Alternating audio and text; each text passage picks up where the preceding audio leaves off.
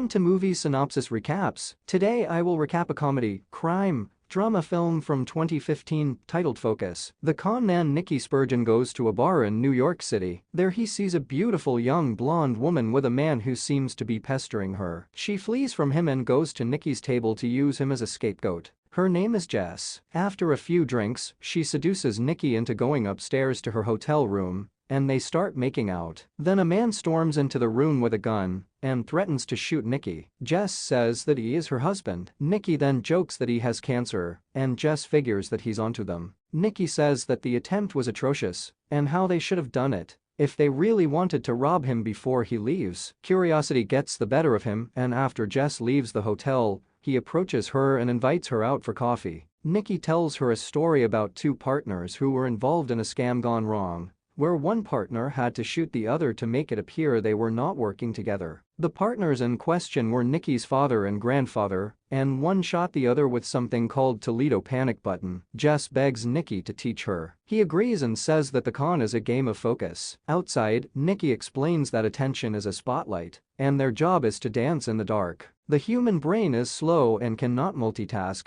You have to get inside the victim's head and perceive things from their perspective, he continues as he lifts things from her. He wishes her luck and leaves. Nicky takes his business to New Orleans with his friend Horst and his own team of grifters. On a side note, Nicky has a gambling problem as he loses money on a horse race. Jess finds Nicky a few days later after doing her research on him. She asks him to let her join the team. Nicky agrees to try her out and instantly introduces her to Horst. He knew Jess was coming. It's Super Bowl week and the town is packed with people. Jess joins them for a practice round. They lead her through the crowded streets where they swipe watches, purses and other jewelry from unsuspecting people. Nicky is impressed and she gets to join the team. They also take her to a hotel casino where they let her in on even more of their schemes, like identity theft and credit card forgery. They even set up fake ATMs to record the PIN codes. Jess meets Nicky's friend and partner Farhad. He's involved in even more complicated schemes. Farhad basically ignores Jess's existence and asks everything about her, even if Nicky will be tapping that because he surely would. Despite his behavior, Jess still takes a liking to him. When explaining to Jess what they are doing with the stolen data in their base and how they are splitting the profits percentage-wise, she notices a necklace she likes, but Nicky tells her that everything they steal has to be sold, so there's no proof. When Jess inquires to Nicky about a big con, so big that they can retire on the spot, he just says that they are in a bulk business and that big scams are just a fantasy. Nicky asks for a cash stack to bid on a racetrack while all the bags are checked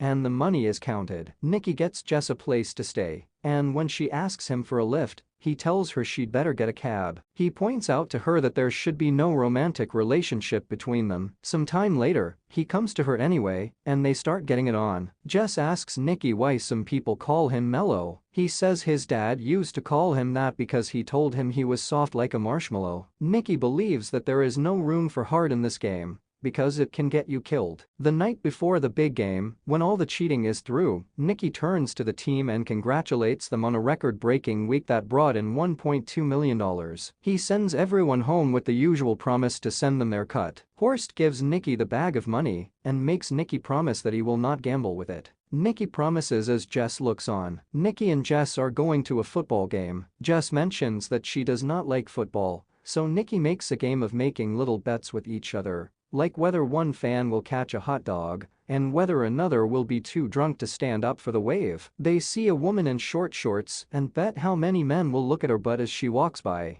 Jess bets 8 and Nicky bets 3. A curious man named Mr. Lion joins the game and bets 5. 7 men look at the woman's butt as she walks by, with Jess being the closest. Leon suggests they place some bets on the game. Jess declines since she does not know anything about football. Nicky accepts his suggestion and they bet $1,000 with Nicky losing. When Nicky wants to fold, Lion practically begs him to play along. Reluctantly, Nicky agrees and raises the bet. He loses and gives him the stack of bills. The stakes escalate as the two get going. After losing $100,000, Jess thrusts the bag of cash into Nicky's arms and tells him they have to leave. He takes the money, slides it on the table, and bets all of the remaining cash, $1.1 million, on a simple high card draw. Lion is thrilled. He calls and draws a 5. Nicky is elated as the odds are in his favor When he turns the card over he sees a 3. He loses everything their team has been working on. Jess sits down in shock and Nikki just stands there stunned. Nikki finally has enough and wants to leave. Mr. Lian goads him again.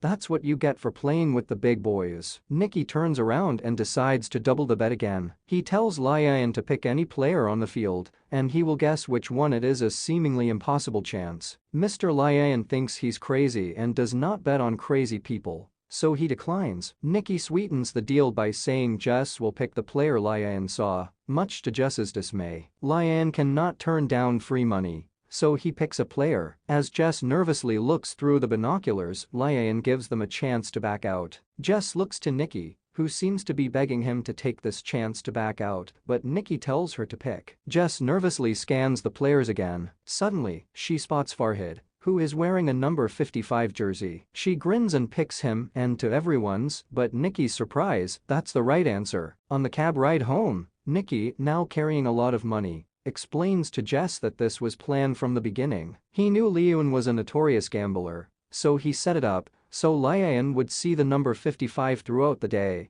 subconsciously making him pick that number when the moment was right. Nikki then has the taxi pull over while another car pulls up behind them. He instructs the cab driver to take Jess to the airport. He leaves her share of the money and drives off without another word, leaving Jess confused and heartbroken. 3 years later, in Buenos Aires, Argentina, Nikki is working with a billionaire race car owner named Rafael Garriga and his partner Owens. They are in possession of a revolutionary new fuel burn algorithm that will give them an edge in the upcoming season. However, Rafael is worried that this will not be enough. Therefore, Nikki is to pose as a disgruntled former employee of Rafael and sell a fake version to another team owner, McEwen, who is his biggest competitor. As a result, the competition gets slower while he gets faster. Nikki goes to a party at Rafael's mansion. He tells the bartender to pour him water when he asks for vodka on the rocks, since he is an alcoholic, to give the impression that he is getting drunk. Nikki makes conversation with all the guests. When he goes to confront Rafael as part of his plan, he sees Jess coming down the stairs in a stunning red dress and freezes. She kisses Rafael to Nikki's disdain. He then approaches Jess and she assures him that she's doing fine on her own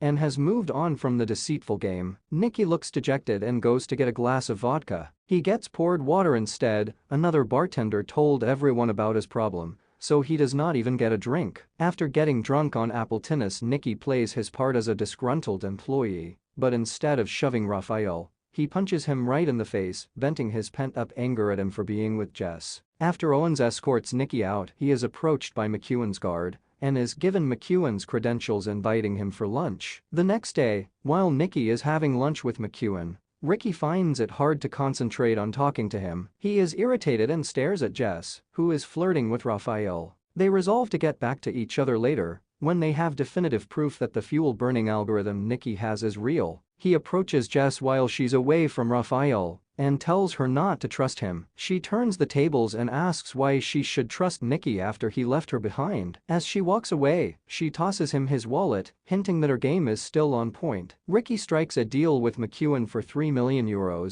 after data shows Nikki's fake algorithm is credible. Nikki spends a lot of time trying to get closer to Jess, using nasty strategies like the old granny who loses her handbag just to talk to her. Jess tells Nikki everything he wants to hear in a flirty voice, and just before a kiss, she whispers softly, "I have learned a lot since we last met, and I'd love to show you, like how I learned to play men like I just played you." She tells Nikki to stay away from her. She's not falling for his bullshit again. As a last resort, Nikki brings in Farhad to convince Jess that she should give Nikki a break and that he's sorry about New Orleans. He hands her the necklace she had her eye on 3 years ago. Nikki manages to have another conversation with her. He tells her that he has not worked in a few years because it does not feel right, and that he even turned to his father for help. Jess gets right to the point. "What do you want from me?" Nikki says he's a different person, but as much as she wants that, Jess has a hard time believing it because he's a fraudulent man.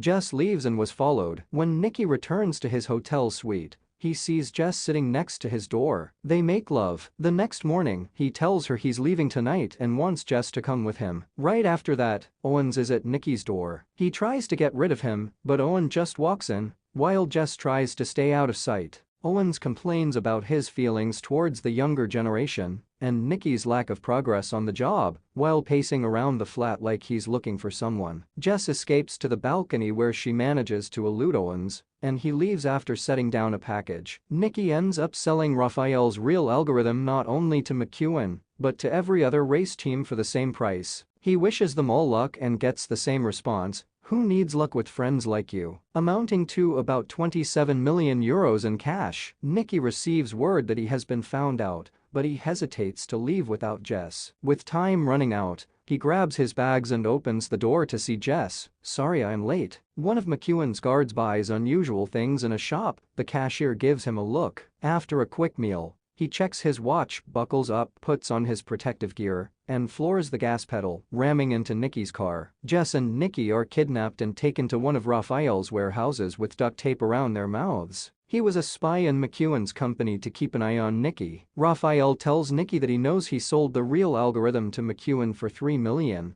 but there is $27 million in his bags, from which he concludes that he sold the algorithm to everyone. Raphael wants to know how he got the real algorithm. He holds Jesse's nose until Nikki starts talking. Nikki finally admits that he used Jess and put a bug on her necklace, so when she returned to Raphael's hotel room, the bug intercepted his computer password. Jess starts to cry. Raphael laughs because he knows it's a lie and takes the tape off her mouth. She admits to Nikki that Raphael is not her boyfriend, she just wanted his watch, which is worth $200,000. She never slept with him and was not even in his room, even though Raphael kept trying to get into bed with her. Jess did all this to make Nikki jealous and to get revenge. Nikki finally settles for telling the truth, and just as he's about to start, he's shot in the chest by Owens, which horrifies 𝐁𝐂𝐒 and causes him to leave. Nikki appears to be bleeding out while Jess cries and tells him she loves him. It looks like Nikki is going to die until Owens says he hit Nikki in the right place to avoid the major arteries, even though he punctured his lung. Owens gets the blood out of Nikki's lungs and brings him back to life. Owens then calls Nikki Mello,